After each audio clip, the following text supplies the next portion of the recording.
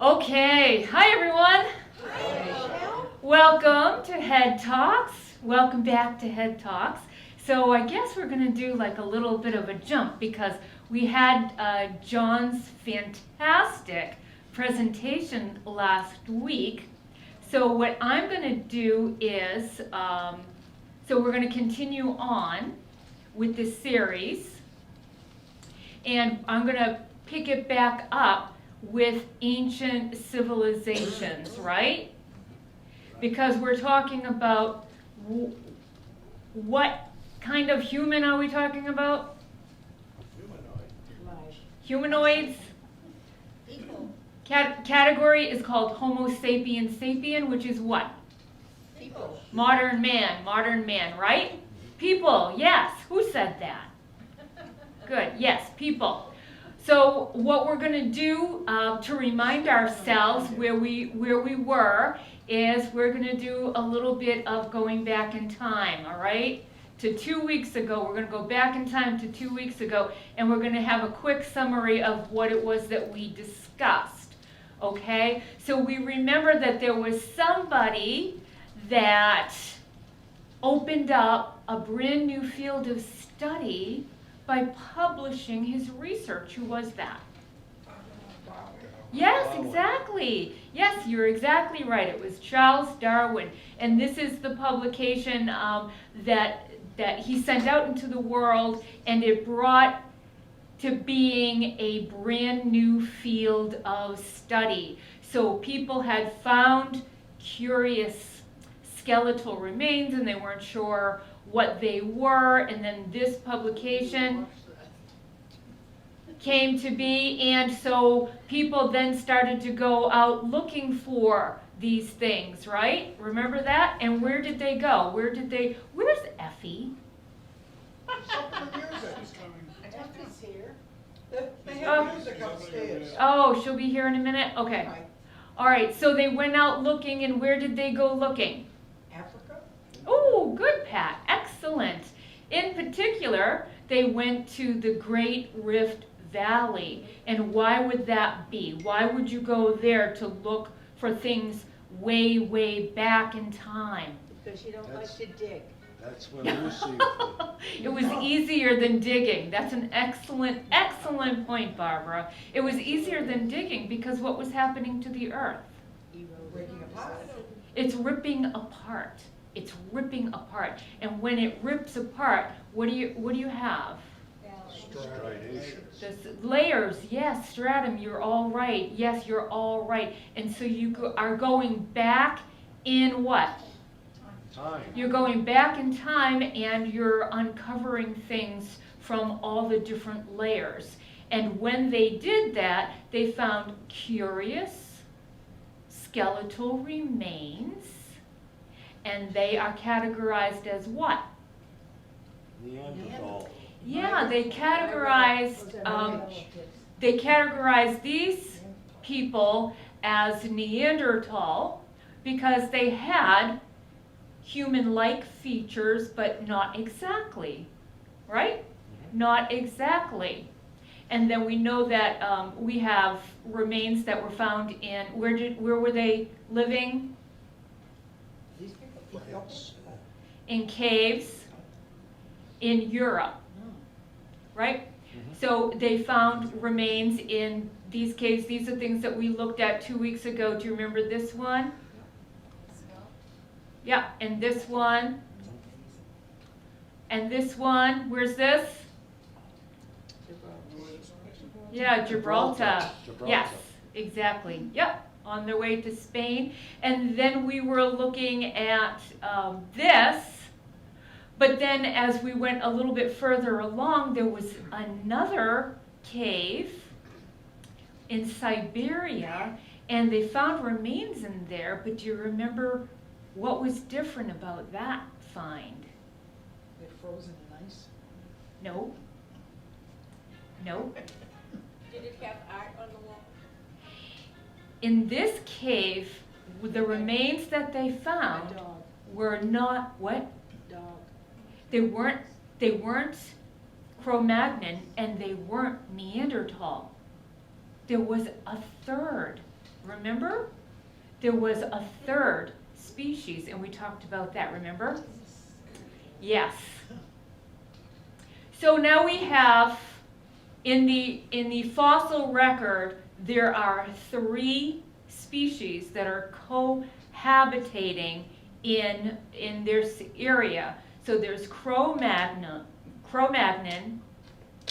Denisovian, and Neanderthal, all coexisting at the same time. We are called what? Homo sapiens. Homo sapiens. That's very good, Conrad. And it means, it's Latin for what? Yes, yes, or man who knows that he knows.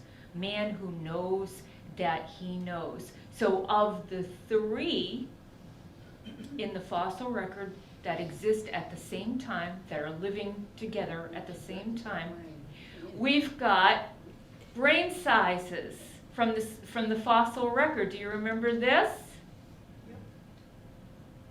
So who has the bigger brain? The Russians.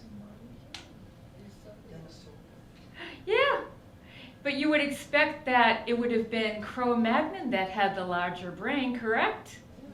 Yes, but they didn't. That's not what they found. So it was the modern human that had the smaller brain, but what they found in the molds that they made, what was the predominant part of the brain in the Cro-Magnon? Frontal Yes, frontal lobe, exactly, frontal lobe. And the frontal lobe functions in what? What does that do predominantly? Reasoning. Reasoning, judgment, yes, thinking things through, problem solving. And so it was the frontal lobe that was predominant in the Cro-Magnon. So even though the other 2 species had a larger brain case, the concentration of thinking was in the Cro-Magnon. And then we looked at them in a side-by-side comparison, right? Similar. What? Very similar. Very similar. Yeah, very, very similar, exactly. We also took a look at what they were using for tools. Do you remember the tools?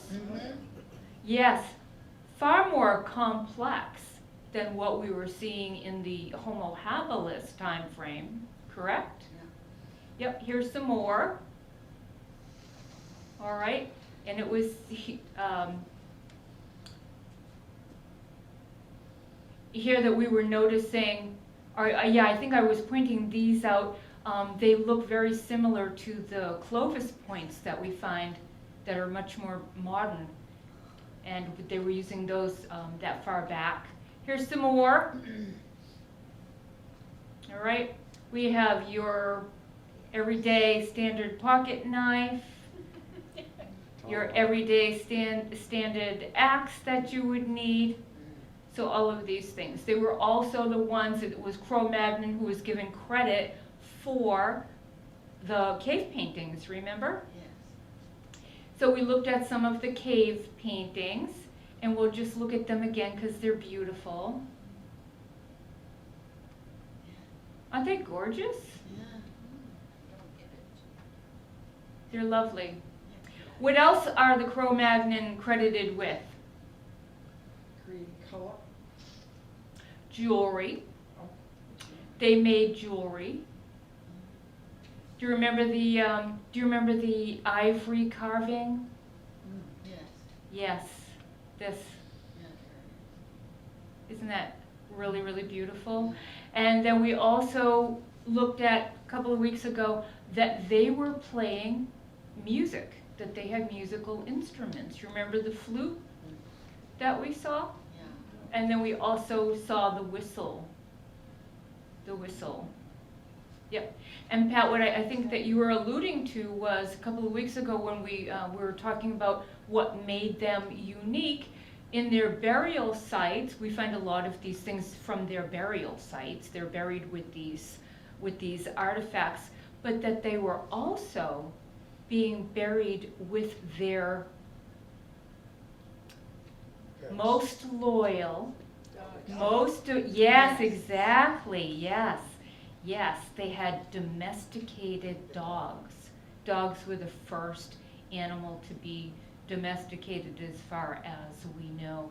So Cro-Magnon and Neanderthal are living side by side, right? Remember, Neanderthal was a species that was enormously successful, that they had existed for hundreds of thousands of years, but they die out only 10,000 years after Cro-Magnon appears in the area. And so we talked about what could have caused that. And Pat, you very aptly shouted out, did they beat them up? Did they beat them up? And that was something that was originally thought, correct?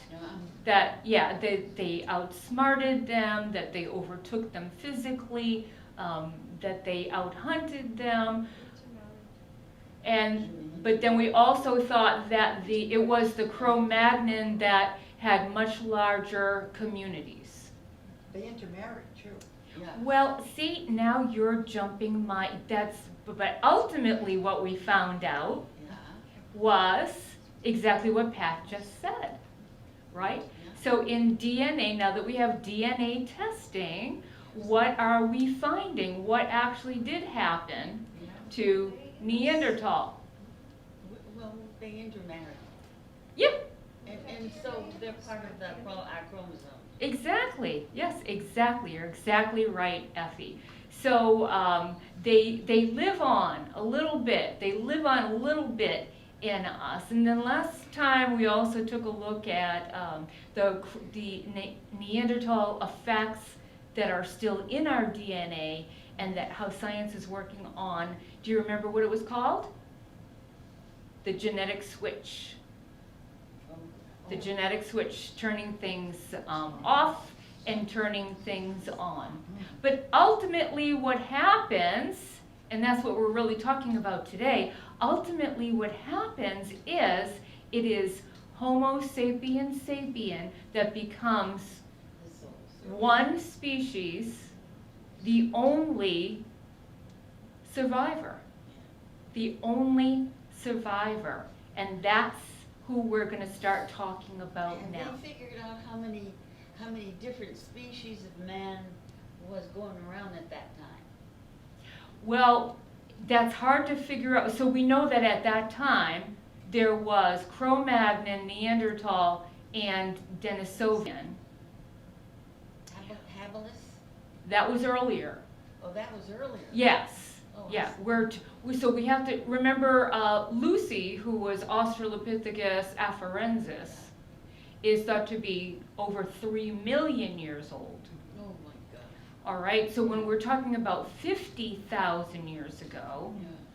the species that exist were those three. Okay. So the Homo habilis, Homo erectus, all the Australopithecine, they had all died out and were overtaken by these other species. Okay? But of all of the species that existed at that time, 50,000 years ago, only one emerges, right? Mm. Only one emerges, and that would be who? Us. Us. Yes. Homo sapiens. Homo sapiens. Yes. Homo sapiens sapien is what we're called. Right? All right. So as we emerge as the sole survivor, we also make some really fascinating innovations. And so we're going to talk about that today. What did humankind do to perpetuate their survival? Because were they in a great climate? No. No, they really were not in a great climate. And their lifestyle was that of what? Hunter-gatherers. Yes, hunter-gatherers. They're thought to have been hunter-gatherers. And what kind of lifestyle is that? We would call that a nomadic lifestyle, right? Yes. Exactly. A nomadic lifestyle. So all you're doing is you're following the herds, correct? Yes. You have to follow the herds. Go where your food supply is going, so that you can, He's doing a good job. yeah, so that you can feed yourself and your family and your tribe. And then gatherers, you would supplement Berries. your diet by what grew wild, correct? Yes. Yeah, so hunter-gatherers. All right, now they exist for quite a long time in this lifestyle until about 20,000 years ago. We have a jump in the population. So you can see that the population 40,000 years ago, where during the time of the hunter-gatherer, it's about 130,000 they think. I mean, how can you really know? You don't. I mean, you can't really know. But at that point, so they think, best guess, and then all of a sudden, there's a jump in the population. So it goes, they're thinking from 130 up to a couple of million people. So what would cause that jump? What would cause? What? Sex. Garden. I didn't say that. Hey, that's an easy one. She said. You can guess what she said. Go forth and multiply. Remember that? They multiplied. I know. If I say it, I will set off a whole. I know what I'm going to set off. I know you all too well. I know you all too well. Okay. Thank you, Pat. Thank you for your color commentary. So something happens that coincides with this jump in the population. Yes, Bob? They settled down because they needed a constant food supply. Ooh, you are right on track. You are right on track. I wanted to just give you a little bit of information. Do you know what the population is today? Close to 8 billion. Close to 8 billion, yeah. I went online. I found the most recent one, November 15th of 2022. I thought that you might like to see that. Yeah, pretty amazing, right? So I'd say we've done well for ourselves. Too well. Yeah, too well. Yeah, we're busy. Amnon, I'm surprised you have nothing to say about this. Too many babies. Yes. So what it coincides with is the end of the Ice Age.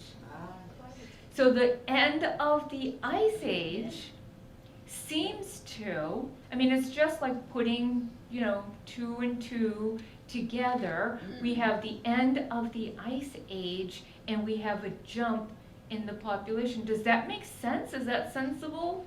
Yes. Yeah, it makes sense. It does. It makes sense. And then another thing is happening right about this same time. Birth of agriculture. The birth of agriculture, yes.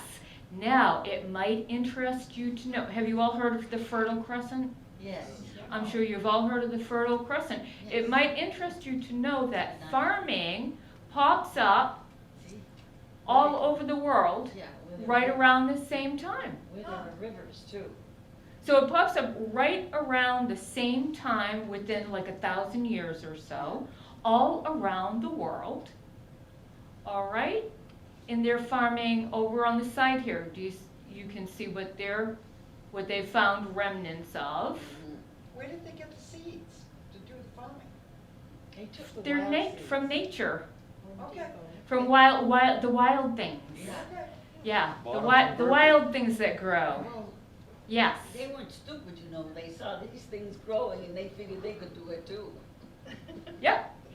All right. So it's really interesting that so they're thinking that they're independent of one another, But if they're thinking they're independent of one another, is that because they're assuming that they were not seafaring? Yeah, I think so. What if they were seafaring? Remember a couple of weeks ago when we were talking about how they were finding Yeah. spearheads where they should not be? So what if it wasn't that they just popped up at the same time independent of one another? What if there was transatlantic crossing, I don't know about that. right? Because like Effie said, they weren't, we just make assumptions, don't we? Yeah. Yeah, we make assumptions, and maybe they were more advanced than we give them credit for. And then because I had this up here, I also wanted to point out a couple of things. So I have a by the way for you, Okay. okay? A by the way. So you've all heard of the Bering Strait, Mm-hmm. that people came, they followed the herds. The nomadic tribes were following the herds, and because of the Ice Age, there was a land bridge, Yeah. right? And then the tribes were just following the herds over the land bridge, and they came down into the Americas Yeah. across the land bridge. Well, do you know that the Clovis points, do you know what Clovis points are? I keep saying that without really explaining that. They're spearheads, all right? It's a certain style of spearheads. And John, you probably are familiar with Clovis points. I mentioned it Yeah. last week from Clovis, Yeah. New Mexico. Yeah, because they're called Clovis points because they're from Clovis. They were first discovered in Clovis, New Mexico. Well, they're finding on the east coast of the United States, they are finding spearheads that more resemble European spearheads than the ones they're finding on the west coast. So if they came down, if they came across the land bridge, the Bering Strait, and they came down the west coast of the United States, you would expect that those spearheads would be here, but they're not. They're over here. So does that mean that they crossed the Atlantic Ocean? Yeah. Anyway, something to think about. Something to think about. It's more of that we don't know. We just don't know. But this we do know. The next one we do know. There was an animal indigenous to the United States, all right, Central America. There was an animal, and it might surprise you to know, the animal that originated in the Americas was. Huh, Camel. camel. Did you know that? No. I love when you don't know stuff and I surprise you. That's my goal, actually, just so you know. Yeah, camel, yeah, so camel originated here. Yes, and that particular species of camel has gone extinct. But yeah, so we don't have camel here anymore, but we used to. So as we said before, farming begins, or agriculture begins with the domestication of animals, and you can see here that the first one was what? The dog. Yeah, dogs. And then we have a timeline here that tells you the animals, I'll just let you take a look at that, the animals that were domesticated and in the time frames that they think Of course. that this all happened. Okay? So did the llamas basically come like from the camel? Maybe? A llama is a type of camel, I think, right? Yeah. And would the dogs have come from the wolves? I don't Dogs know. came from wolves. That's exactly right. That's the ancestor. Okay. Yep. So did everyone get a good look at that? Mhm. Yes. All right, so now the question is, so we know that wolves and dogs were domesticated, and was it accidental or intentional? Did they know what they were doing? No, I think it was both. Yeah.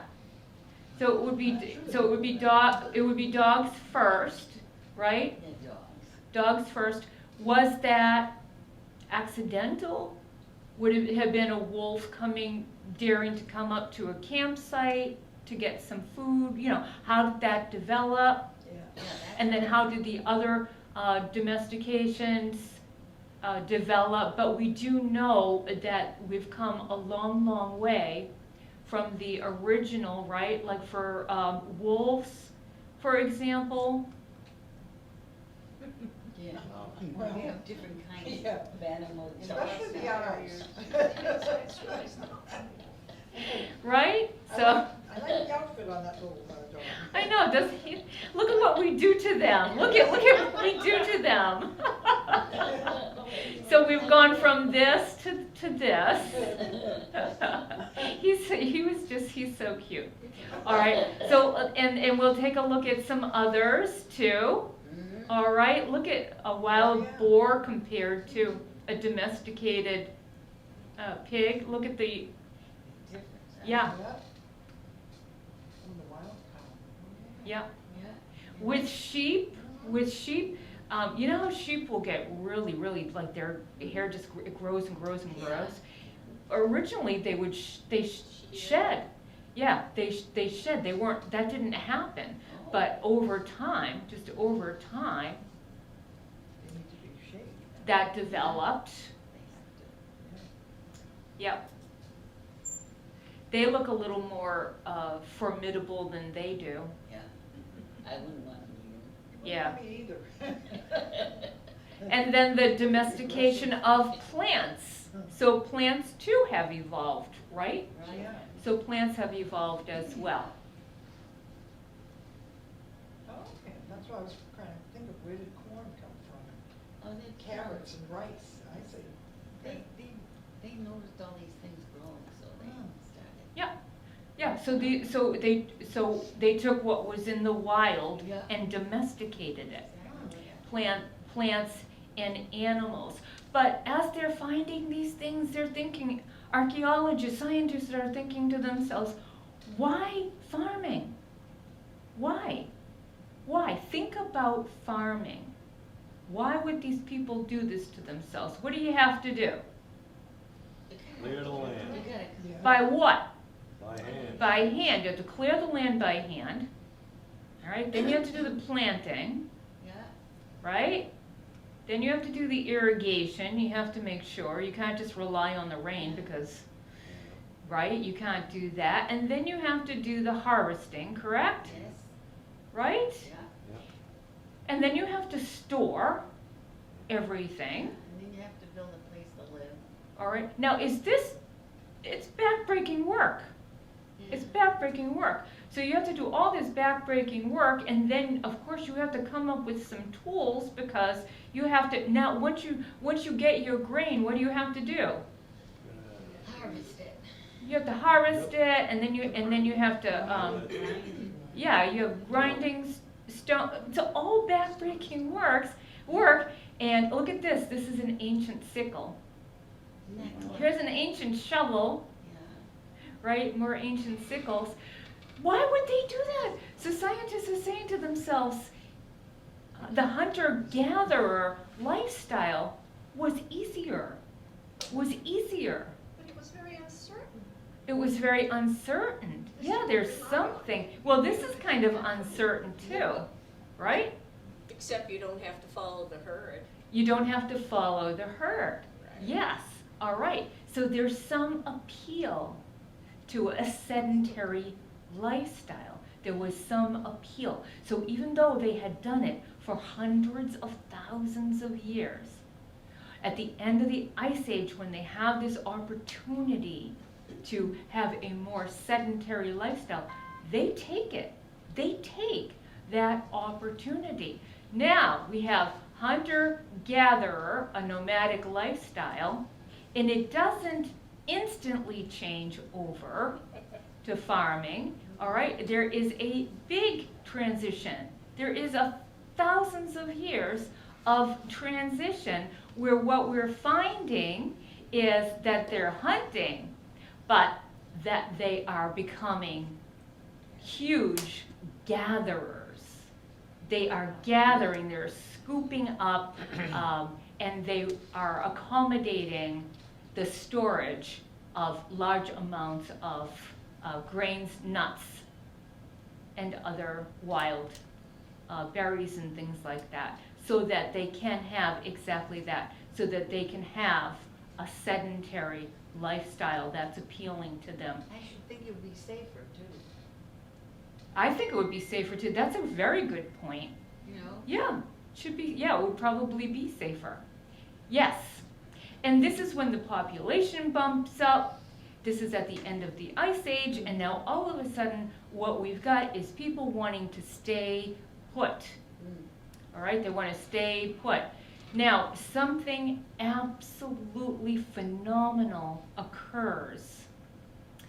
In 1989, near the Sea of Galilee, the water levels dropped. And when the water levels dropped, they found this remarkable site.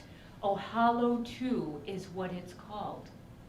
And because it was so very well preserved, they were able to find the most amazing things. It's dated back to 23,000 years ago, and they're very confident in that date because of the amount of seeds that they found on this site, and they are able to carbon date them. They're absolutely confident of this time frame. Here's a part of the site right here. They have roundhouse, they're bush huts. I'm going to show you one. Look at these large communal storage areas. So people are living in a village and they're building places to store grains and cereals. There's grain, cereals, there's all kinds of things that they're storing. And they know what it is because they have them. They were so well preserved. Here's another one. Now look at, see the road right here? Yeah. I wanted to show you this. This is a village. So this is a village 23,000 years ago. Pretty amazing, right? Yeah. And then here's a map of the site. There's a map of the site. And so these are the brush huts right here, and they were so well preserved that they could duplicate it. That's what it looked like. That's in a museum, of course. Yeah. But they were able to duplicate it, so that's what it looked like. And I have the head of the archaeology department giving a little bit more of an explanation.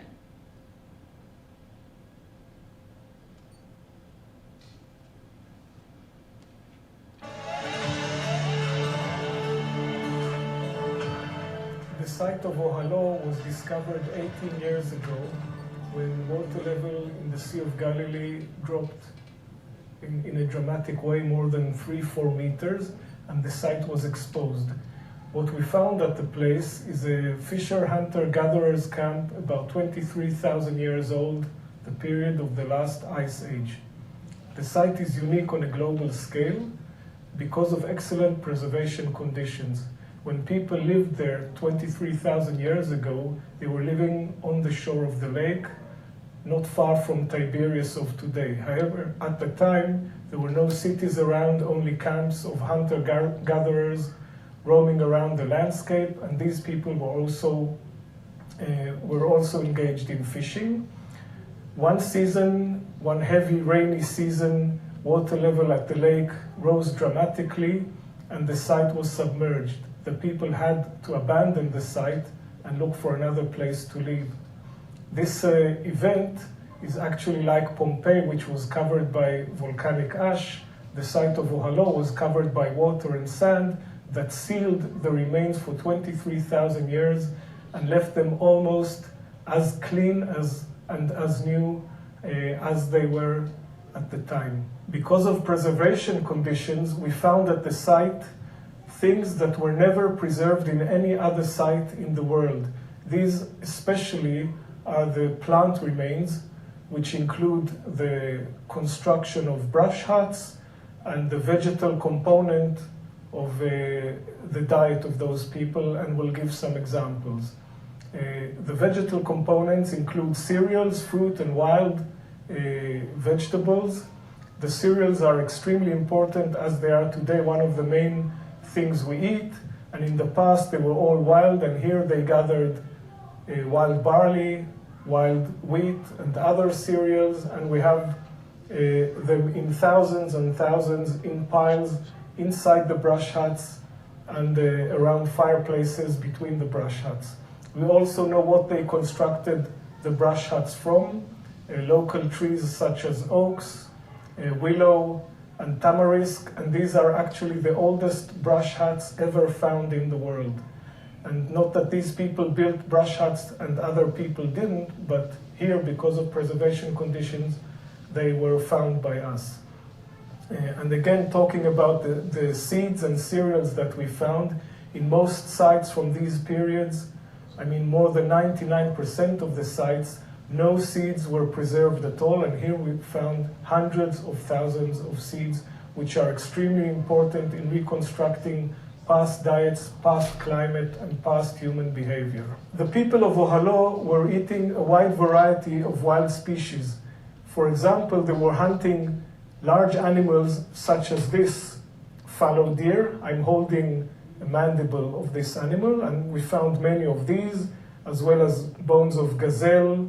They were also fishing in the Sea of Galilee, and we found literally millions of fish bones at the site. And they were using flints to prepare tools and to hunt these animals, to cut their meat, and so on. Another fantastic find we discovered at the site is the cover of grass on several brush hut floors. These covers, or beddings as we call them, are the oldest ever found. They were putting bundles of certain cereals on the floor with their stems like tiles, covering the floor for comfort. This is the oldest example, and later it developed into simple mats and what we know today as mattresses and mats and so forth. These were all developed from very simple coverings at the time, and the Ohalo 2 is the oldest example. During our excavations, which were not continuous because of different water levels at different seasons, but altogether we excavated for 6 seasons at the site, we found one skeleton, one burial of a male who was about 40 years old when he died. He was 1 meter 73 tall, which is a little taller than me, and he was a little older than me when I excavated the site because I was in my 30s. This man was a right-handed man. His right shoulder and arm were much bigger and stronger than the left ones, and probably he was an archer or a spear thrower, which used his arm many thousands of times to develop such a strong arm. He also had certain pathologies on his chest bones, and we don't think it was cancer, though we did think it at the beginning, but after consulting several doctors, we believe he had an open wound for a long time, which probably caused his death. However, because he was a disabled person for several months or even longer, and he was still alive, buried later in a respectable way, we believe that his community and friends took care of him until he died. So we have an example of the commitment, the social commitment of people living on the shore of the lake 23,000 years ago.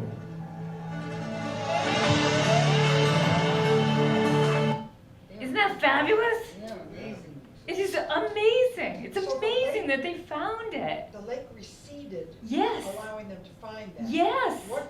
What made they don't know, what made the lake grow to overtake their area? Well, if it was at the end of the Ice Age, Oh, okay. there were probably, Okay. Yeah. lots of flooding, I would Yeah. imagine. Okay, that Yeah. makes sense. Yes, yes. So, I mean, we talk about this all the time here. You know, we think something for so long, and then new evidence comes along, and what happens? We It change our blows it thinking. up. Yeah. then you have to just rethink it again. And this is causing scientists to rethink. So we know more and more and more, and it could change anytime. I don't know why that instability is so exciting to me, but I think that's pretty exciting, that things could change at any time. But who were these people? Who were those people that lived in Ohala 2 back in the Levant They were in the those Jews. days? Jewish. Yeah, they were, yeah, it was the Sea of Galilee. Yes. These people are the link. So these are the link between the nomadic tribes and the what? And the farmer. The farmers, because something happens in between. You don't go from a nomadic lifestyle instantly to farming, all right? So it's these people, these are the people, they're called the Natufians, all right? That's just what they're called, the Natufian culture, and they live in this area we call the Levant, and this is where we find them. Okay, so they're a very, very interesting people. Here's a burial. Here's a burial of a Natufian woman, but she must have been a woman of some real importance because she's buried with, there are many burial sites that they found in this particular area, but there's only one that had the elaborate burial that this woman had. So was she Years ago. a medicine woman or someone that led the people? We don't know, but she seems to have been somebody of great importance because she's buried with all of these artifacts. They've also found elaborate headdress. This is a skull. It was kind of gross, so I went for the close-up of the decorative part of it.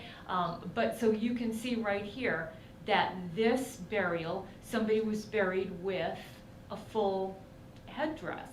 So he's having a permanent. They were having a perm. Yeah. No, you know, now that you say that, I can totally see what you're saying. Yeah. It looks like perm curlers, right? Yeah, they do. Yes. Yeah.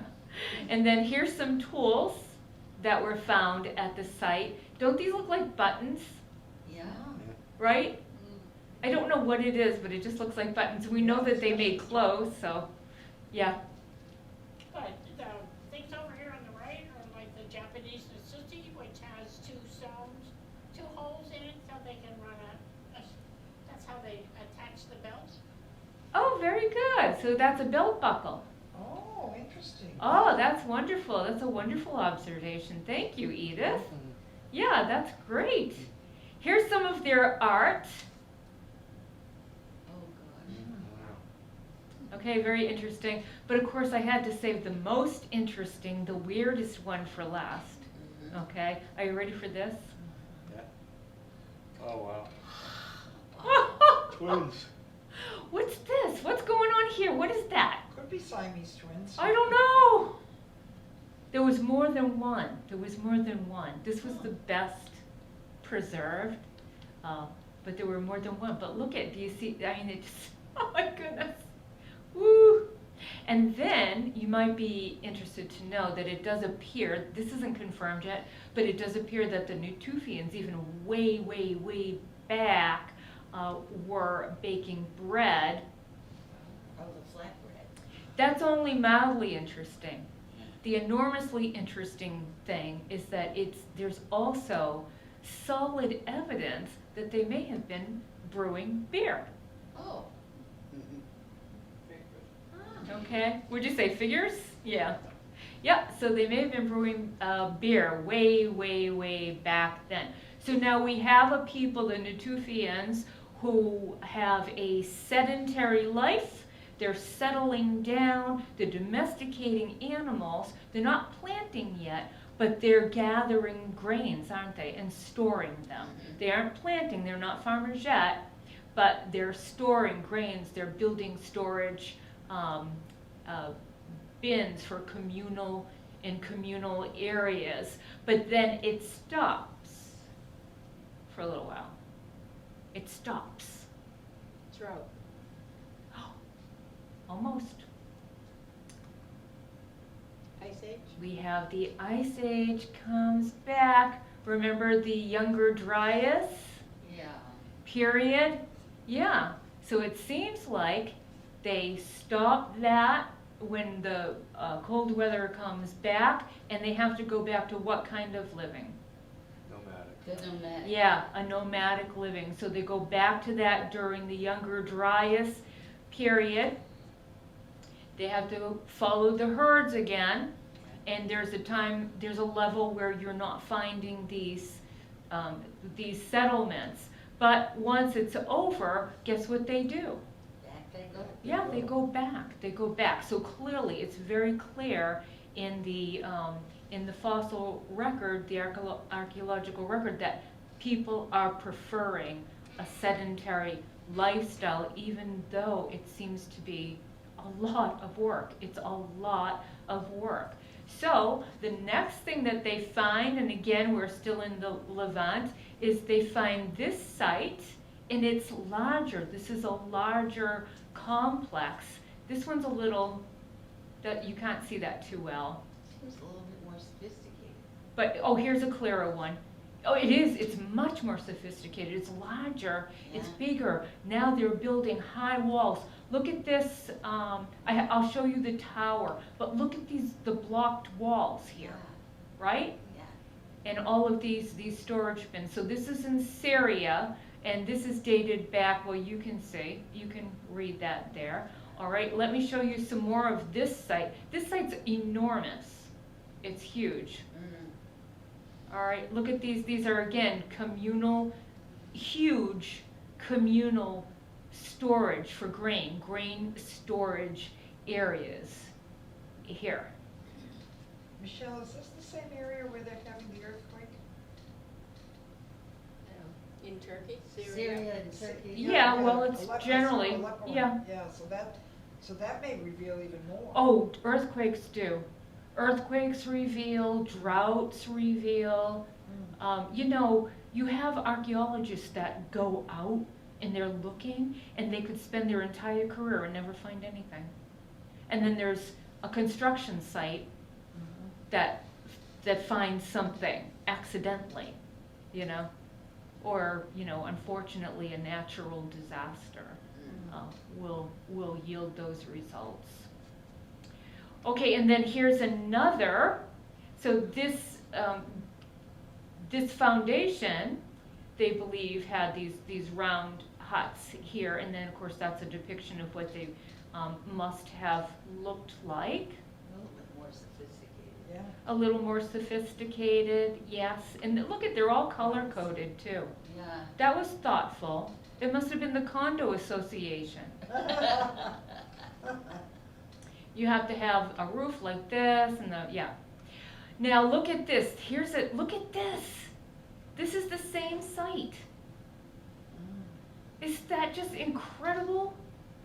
And this is a tower right here, but it's in the middle. You know how if you have a fortification and you have a tower is like on an outside wall? This is in the middle of it. So it doesn't seem to be a tower for protection as an outlook. Like they don't know what it is. How can we know? They didn't leave any explanation for it. But look, it's in the middle. It's in the middle of the wall. So what is that? Could it have been a well? It could have been a well. Could it have been? Built for support? I don't know. But that's half the fun of it, is wondering, right? Wondering, what is that thing? And look at the stairs. Yeah. Yeah. Although the stairs look like they were recently Yeah. smoothed out, right? Yeah. Yeah, they were smoothed out, but there were steps.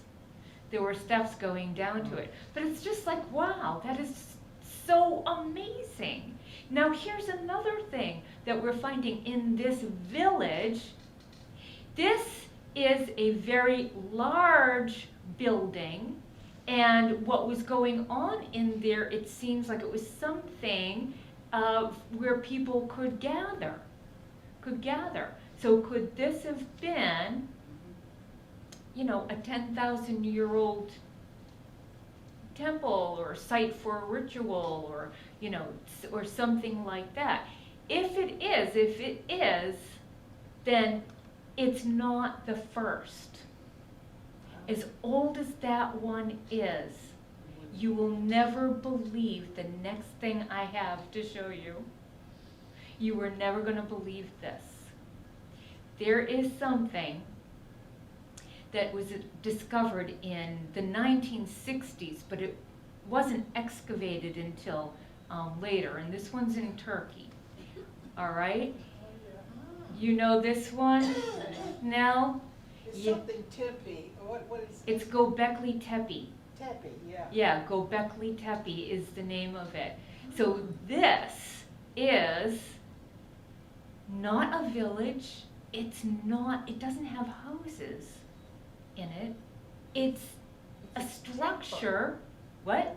Is it a temple? It seems to be like, how can we know? We don't know Like what. Stonehenge or.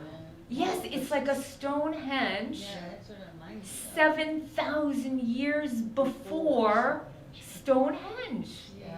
It's thousands of years before Stonehenge. And look, it has these T-shaped monoliths. I'm going to show it to you. Here's the site. Now, this isn't the whole site. They have not uncovered the entire site yet. All right, this is just what they've been able to dig out so far. It was all filled in. It was all filled in. Mm. All right, it's huge. It's a huge, huge site. Okay, now let's get closer. Oh, yeah. All right, doesn't it remind you of Stonehenge? Yeah. Yeah, so that they have these monoliths that are erected in,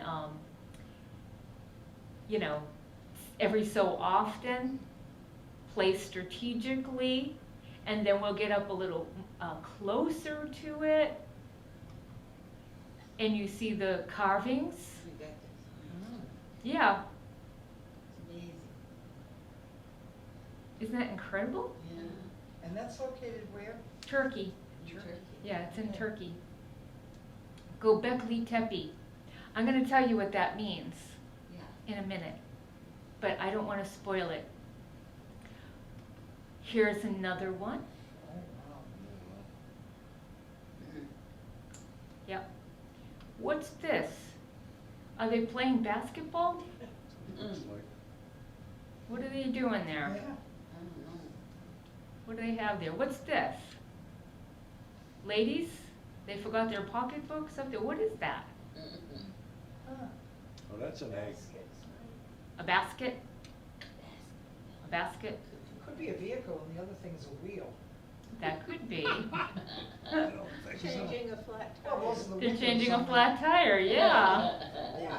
It's a bus, is that what you're saying? Yeah. I like it, I like that, yes. But that's the fun of it, like use your We imagination. know it's not a plane. How do you know?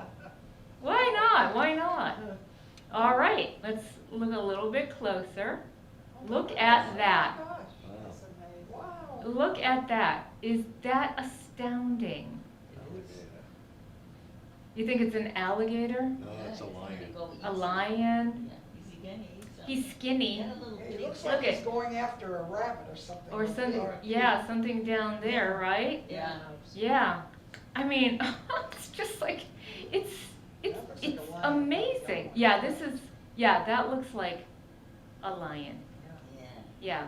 I mean, it's absolutely amazing, and they're still digging out some more of it. But every time we think something, every time we believe something, then something else happens and we find out more. So it's always great to keep an open mind, leave yourself open, to receiving whatever new evidence, whatever new information comes your way.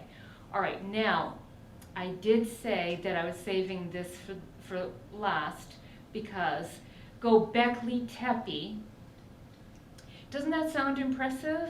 Yes. Göbekli Tepe. It just sounds really impressive. But what it means is Potbelly Hill.